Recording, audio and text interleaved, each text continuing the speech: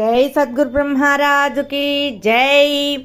శ్రీ అచలానంద సంపూర్ణాంబ సమేత శ్రీ పరిపూర్ణానంద ఎర్రగుంట సుందర రామయార్య రాజయోగి సద్గురు ప్రభు మహారాజుకి జై. శ్రీ అభయానంద చిట్టేటి కోదండ రామయ్య తండ్రికి జై. శ్రీకృష్ణ దేశికేంద్రుల వారిచే విరచితంబైన క్షరాక్షరోపాధి ద్వయదోషరహిత పరమతత్వ కంద పద్యములు 177, 178. గురుకను సౌజ్ఞను గనుగొని పరిచర్యయు నర్చుచుండు భక్తుడు భక్తిన్ పరిపూర్ణ బోధ జందును పరమోధార ప్రచండ బంగరు కొండ.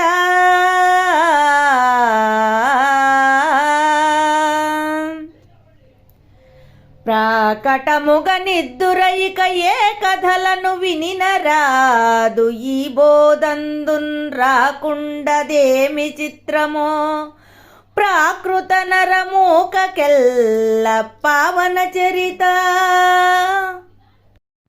జై నిజ గురుభ్యో నమః. జై నిజ గురు అనుభవానందాయ నమః. శ్రీమద్భాగవత కృష్ణ ప్రభు దేశికేంద్రుల వారిచే విరచితమైనటువంటి 177, 178 కంద పద్యాలను ముచ్చరించుకుంటూ ఉన్నాం. 177వ కంద పద్యం ద్వారా నిజ శిష్యులు ఎలా ఉంటారు అనేటువంటి విషయాన్ని, ఆ నిజ భక్తుడు ఎలా ఉంటాడు, నిజ శిష్యుడైనటువంటి భక్తుడు ఎలా ఉంటాడో తెలియజేస్తున్నారు.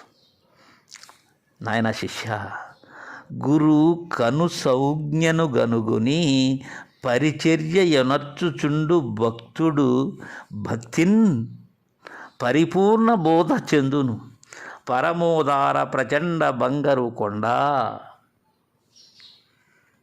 అమితమైనటువంటి ఉదారత కలిగినటువంటి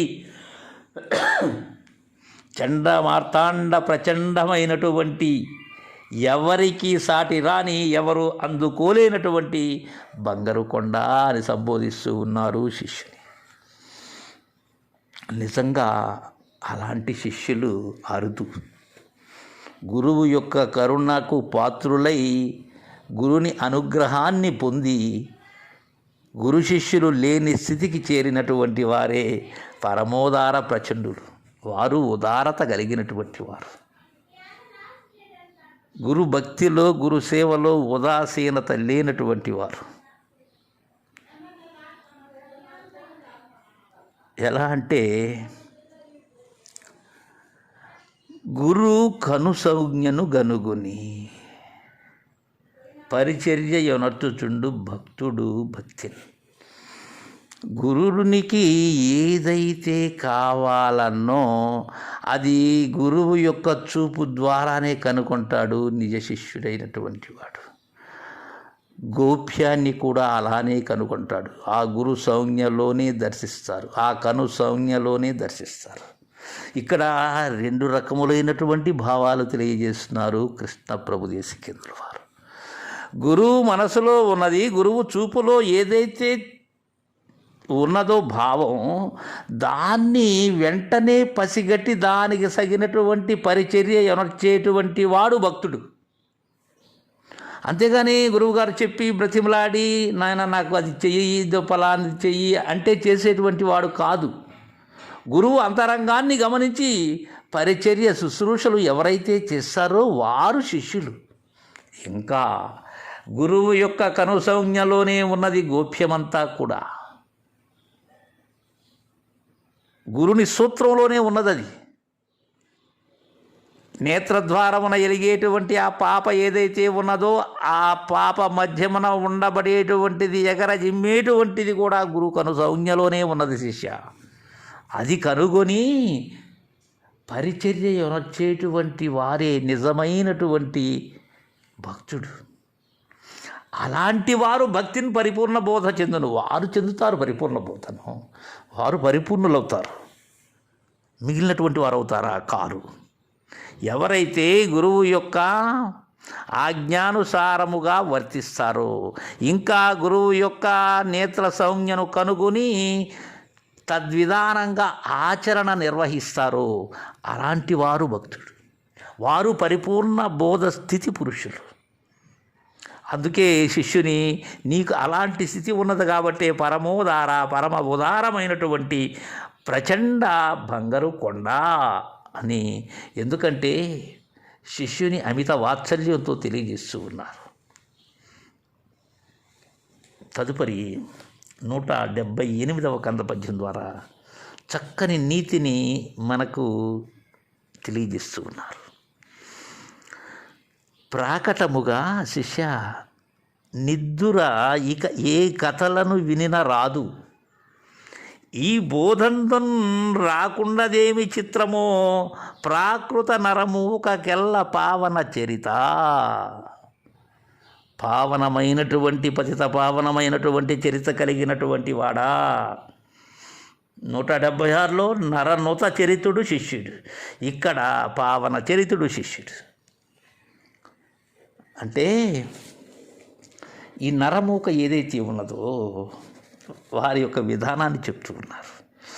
ప్రాకటముగా అంటే గొప్పగా, నిద్దుర ఇక ఏ కథలను వినినా రాదు అంటే భ్రాంతి చెందించేటువంటి కథలు ఉంటాయి, వాటి వల్ల ఏమీ ఉపయోగం లేదు.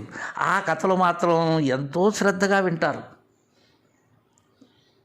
పొరిగింటమ్మ కథ కానీ, పక్కింటి అయ్యగారి కథ కానీ, లేకపోతే జరిగిపోయిన ముచ్చట్లు కానీ, లేకపోతే లోకవాసనతో కూడుకున్నటువంటివి కానీ, శాస్త్రవాసనలతో కూడుకున్నటువంటివి కానీ,